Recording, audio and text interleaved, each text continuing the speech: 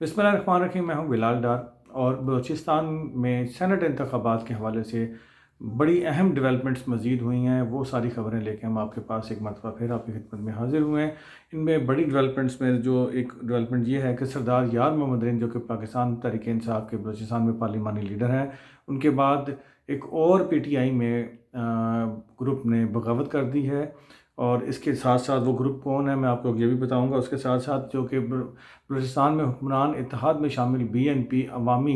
के सरबराह साबिक सेनेटर मीर इसरारुल्लाह ज़हरी साहब ने भी सेनेट इलेक्शन के हवाले से एक अहम फ़ैसला किया है। वो फ़ैसला क्या है वो भी हम आपको बताएंगे। और इसके साथ साथ ये भी बताएंगे कि जो बलूचिस्तान हुकूमत ने पंजाब की तर्ज पर मुश्तरका उम्मीदवार लाने के लिए अपोजिशन से बातचीत की थी, उसका नतीजा क्या निकला है। तो जी नाज़रीन, सबसे पहले शुरू करते हैं कि आज दिन भर सरदार यार मोहम्मद रिन साहब को हुक्मरान इत्तेहाद ने मनाने की बड़ी सरतोड़ कोशिशें की, जिनमें सादिक संजरानी साहब सारा दिन पहले उनके साथ बैठे रहे, उनके घर पे गए और सरदार यार मोहम्मद रिन को मनाने की कोशिशें की, लेकिन वो कोशिशें बराबर साबित ना हुई। उसके बाद आखिरी इतलात आने तक रात के तक ये मुज़ाकरात जारी रहे और उन मुज़ाकरात में फिर जाम कमाल साहब की, जो कि वज़ीर आला बलूचिस्तान है, वो भी शामिल हो गए। उनके साथ और दीगर रहनुमा भी थे, जिनमें जान मोहम्मद जमाली साहब भी शामिल हैं। तो सरदार यार मोहम्मद रिन साहब को मनाने की कोशिशें जारी रहीं, लेकिन रात आखिरी ख़बरें आने तक सरदार यार मोहम्मद रिन साहब ने राज़ी होने से इनकार कर दिया और उन्होंने हुकूमती इत्तेहाद या हुकूमती इत्तेहाद के जो उम्मीदवारान हैं उनकी सपोर्ट करने से बिल्कुल साफ इनकार कर दिया और अपने बेटे सरदार मोहम्मद ख़ान को भी इलेक्शन से दस्तबरदार कराने से इनकार कर दिया है।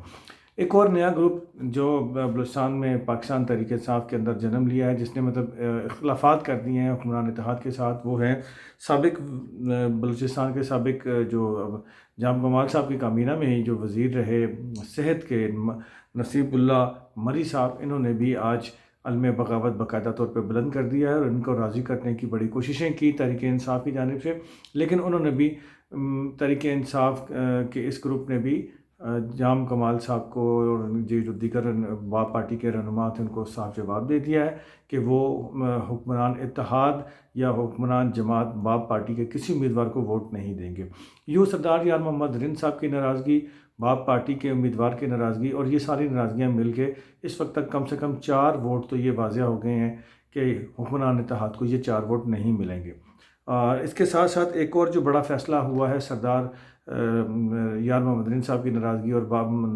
नसीबुल्ला मरी की नाराज़गी के साथ साथ एक बड़ा एक और फ़ैसला ये हुआ है नाज़रीन कि बलूचिस्तान में BNP अवामी पार्टी के सरबराह साबिक सेनेटर मीर इसरारुल्लाह ज़हरी साहब, जिन्होंने भी कागजात नामजदगी सेनेट इलेक्शन के लिए जमा करवाए थे, वो इलेक्शन से दस्तबरदार हो रहे हैं, रिटायर हो रहे हैं। लेकिन अहम बात यह है कि वो दस्तबरदार हुक्मरान इत्तेहाद या बाप पार्टी के उम्मीदवारों के हक़ में दस्तबरदार नहीं हो रहे,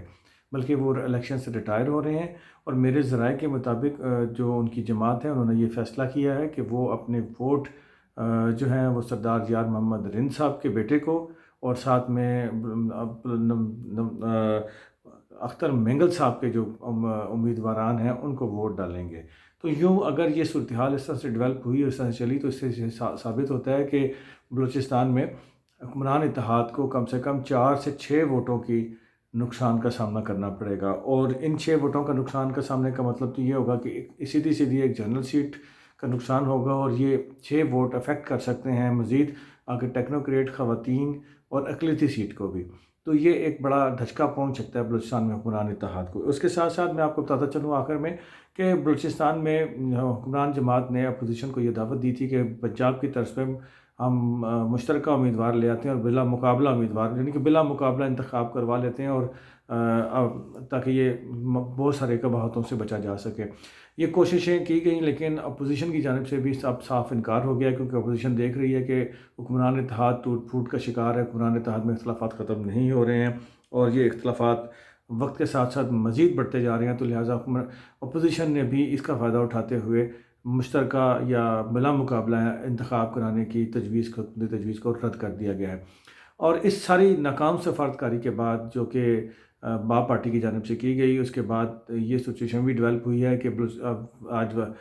इस्लामाबाद में असद उमर साहब और दीगर कुछ वफाकी वज़रा